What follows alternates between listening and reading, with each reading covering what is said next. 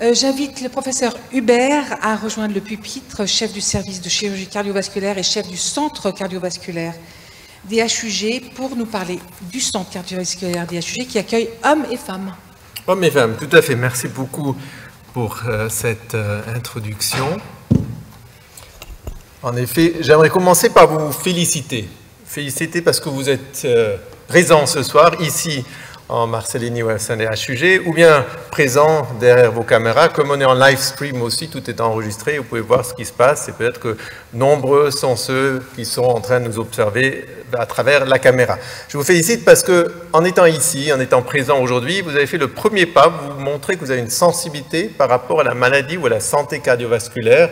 Et puis, je suis assez certain d'avoir participé à la journée ou de nous écouter ce soir, ça va vous faire gagner quelques années de vie en plus, parce que vous savez ce qui est la maladie cardiovasculaire et comment en prendre soin et comment l'éviter à travers la prévention.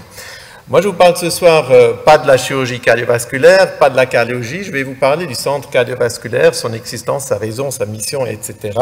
Et je vais quand même me permettre deux, trois messages d'abord. Cette journée d'aujourd'hui, qui est la journée de l'AVC et de la santé cardiovasculaire, avec un point d'attention particulière à la santé cardiovasculaire de la femme, elle n'aurait pas pu avoir lieu sans l'aide de Serena Baldelli, et j'aimerais bien la remercier de tout mon cœur et l'applaudir. Surtout la remercier. Merci Serena. Voilà, je continue, je suis avec le centre cardiovasculaire. En fait, pourquoi un centre cardiovasculaire et qu'est-ce qui nous lie avec cette journée aujourd'hui? Cette journée, on parle du cœur, on parle du cerveau, et puis on parle du système vasculaire. Vous avez vu les différents stands, il y a du cardiaque, il y a du vasculaire et les vaisseaux des jambes, et puis évidemment il y a tout ce qui a à faire avec l'accident vasculaire cérébral, l'attaque cérébrale. Et puis là il y a un dénominateur commun, et le dénominateur commun est le système vasculaire, les artères qui relient l'ensemble des organes et le cœur évidemment autant que le cerveau. Et ces artères, permettez-moi de vous montrer cette petite animation. Vous allez voir, là, il y a l'exemple d'un cœur, mais le même principe s'applique sur tous les vaisseaux. Ces artères, elles ont une maladie qu'on appelle l'athérosclérose, c'est-à-dire, il y aura, vous voyez là, un vaisseau, une artère ouverte, et puis il y aura une inflammation qui va amener des cellules qui vont, elles, pénétrer dans le vaisseau, dans la paroi de la vaisseau, et dans un processus inflammatoire, être transformés dans des dépôts de graisse, dans des tissus de graisse, et ces tissus de graisse vont générer ce qu'on appelle des plaques qui non seulement vont faire un rétrécissement de la paroi, c'est-à-dire que le sang aura plus de difficultés pour pouvoir franchir cet obstacle, mais comme vous avez pu constater, la paroi qui recouvre cette couche de graisse, cette plaque, on appelle ça une paroi vulnérable, elle risque de rupturer et déverser le contenu en aval et créer soit l'infarctus au niveau du cœur, comme Elena Tessitor vient d'en parler, ou bien de l'AVC qu'on a vu lors de la première présentation. Le mécanisme est toujours le même et la pathologie aussi, mais il s'applique à différents étages dans le corps humain. Alors, pour ce qui est du centre cardiovasculaire, là vous avez un bref aperçu de ce que je vais vous parler aujourd'hui.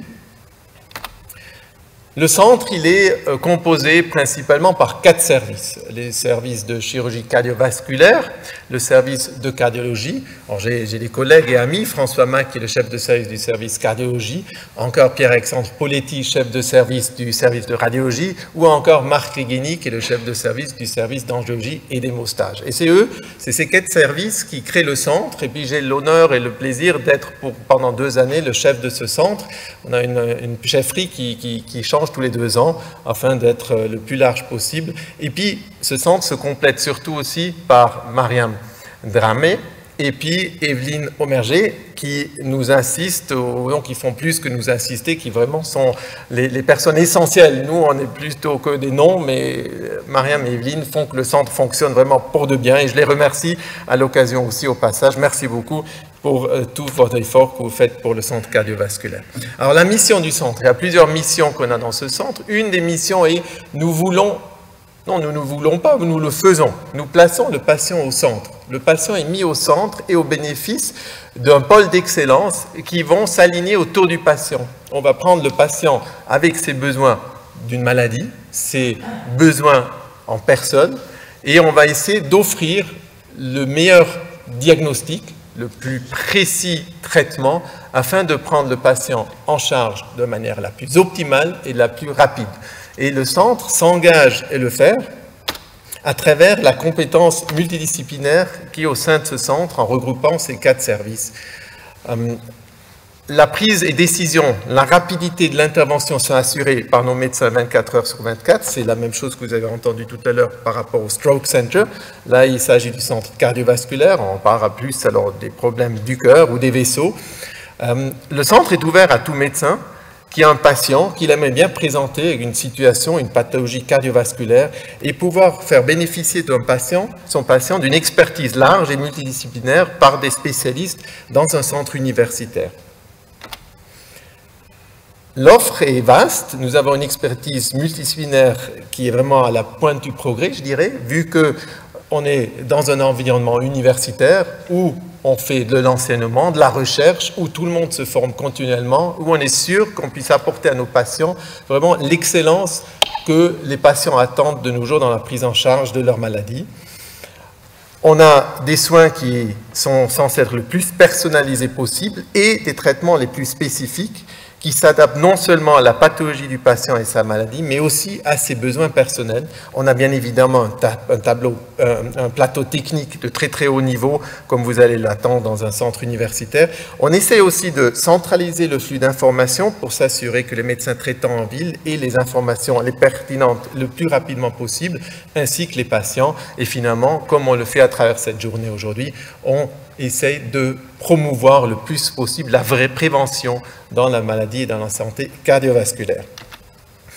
C'est un petit exemple à quoi ressemble un de ces colloques. Je vais vous montrer, il y a 3 colloques, je vais vous montrer pas beaucoup de chiffres, mais sur la prochaine slide, vous aurez quelques chiffres aussi. Ça, c'est typiquement le colloque du jeudi soir à 16 h où nous allons discuter des pathologies cardiaques, c'est-à-dire tout patient qui souffre d'un problème au niveau du cœur. Et puis, sur cette image qui a été prise de manière aléatoire, vous allez voir déjà qu'il y a 4 services avec 3 chefs de service de 3 services différents et il y a 4 services qui sont représentés. Régulièrement, il y en a 5 ou 6 qui sont tous là pour discuter d'une pathologie, d'un patient, afin de prendre la meilleure décision et de pouvoir conseiller la meilleure prise en charge possible à nos patients.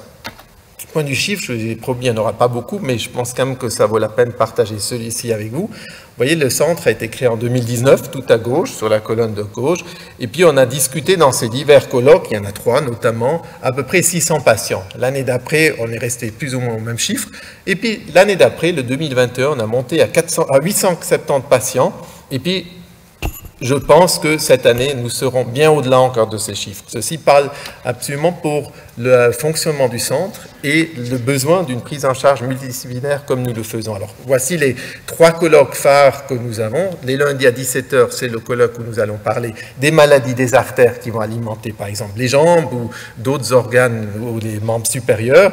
Il y aura le colloque multidisciplinaire des sténoses et des FOP. Alors là, on va parler justement des carotides, c'est-à-dire les maladies des vaisseaux dans le cou et dans la gorge qui vont alimenter le cerveau et du sang, ou encore des FOP, les foramen ovales et perméables, qui sont ces petits trous, peut-être vous en avez entendu parler, entre les chambres du cœur, qui font qu'un caillot pourrait passer du système venu droit du cœur dans le système gauche, et puis hop, remonter au cerveau et créer un AVC. Ces patients-là sont discutés le mardi à 16 h 45 et encore le colloque Heart Team à 16 h tous les jeudis.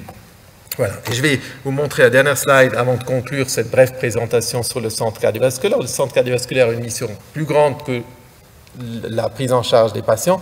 Nous allons, par exemple, cette journée qui a été organisée aujourd'hui, était sous la responsabilité du centre cardiovasculaire. L'émission sur l'aimant bleu, notre directeur général adjoint, Alain Colline, nous en a parlé. Et je vous invite, si vous ne l'avez pas fait, d'aller revoir cette émission. Vous pouvez voir ce replay sur l'aimant bleu, où nous parlons justement de la maladie cardiovasculaire, cérébrovasculaire, et finalement aussi l'association Save a Life, qui a réussi de mettre en place sous le support des HUG et du centre cardiovasculaire à Genève, le système des premiers répondants qui vont prendre en charge les patients qui souffrent d'un arrêt cardiaque. Voilà. Je vous remercie pour votre intérêt, je vous remercie pour votre présence et je vous souhaite une bonne soirée. Merci beaucoup.